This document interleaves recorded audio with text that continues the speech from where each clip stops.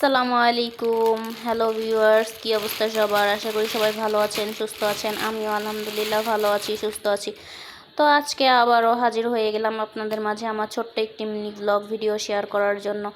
তো আজকে আমি বাসার সবার জন্য সন্ধ্যার নাস্তা রেডি করতেছিলাম, আর এখানে আমার কাছে ছিল ডিম আর পাউরুটি। তো এটা দিয়ে আমি সুন্দর একটা নাস্তা বানিয়ে ফেললাম। আর কি নাস্তা বানালাম চলেন আপনাদের সাথে শেয়ার করি।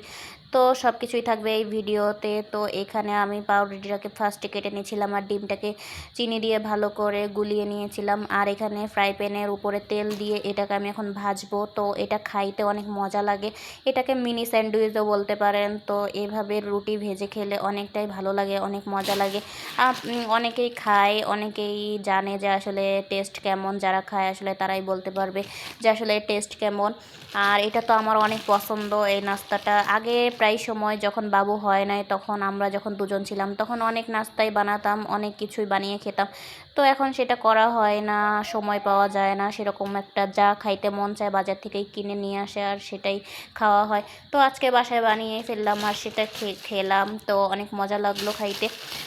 তো এইখানে আমি আজকে দেখতেছিলাম বাবুরাবু অফিস থেকে কি বাজার করে নিয়ে আসছে। তো যেহেতু মাসের শেষ আর এদিকে আমার আলু পেঁয়াজ রসুন সবই শেষ হয়ে গেছে। তো এইখানে পেঁয়াজটা আমার সবচেয়ে বেশি ইম্পর্টেন্ট, যার কারণে বাবুরাবুকে বলছিলাম। তো সে পেঁয়াজ কিনে নিয়ে আসছে, সাথে কিছু সবজি বাজার করে নিয়ে আসছে। তো এইখানে সবজির ভিতরে ছিল ফ্রেশ ফ্রেশ বেগুন, কুশি, তারপরে এই যে শাক, কত সুন্দর শাকগুলো মনে হচ্ছিল কাঁচাই খেয়ে ফেলি। তো যাই হোক, কাঁচা তো আর খাওয়া যাবে না, রান্না করে খাইতে হবে।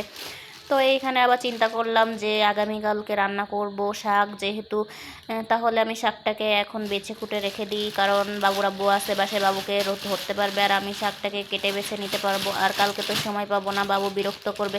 তো এইখানে আমি শাক বাছতেছিলাম, তো বাবু হাত লাগালো, সে আমাকে সাহায্য করতেছিল শাক বাছার কাজে। তো এইখানে দুজন মিলে শাক বেছে নিচ্ছি আর কেটে গুছিয়ে রাখতেছি, আগামীকালকে রান্না করব সেজন্য।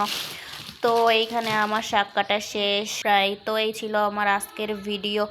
তো সবাই ভালো থাকবেন, সুস্থ থাকবেন আর দোয়া করবেন। আর অবশ্যই আমার ভিডিও দেখে ভালো লাগলে চ্যানেলটিকে সাবস্ক্রাইব করবেন। আল্লাহ হাফেজ।